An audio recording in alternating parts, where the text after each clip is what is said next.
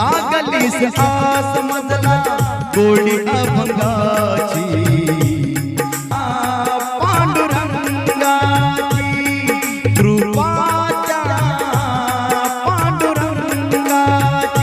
दयाळा तुमचा अनुग्रह लाधलो पावन झालो चराचरी मी कला कुसरे काहीच नेने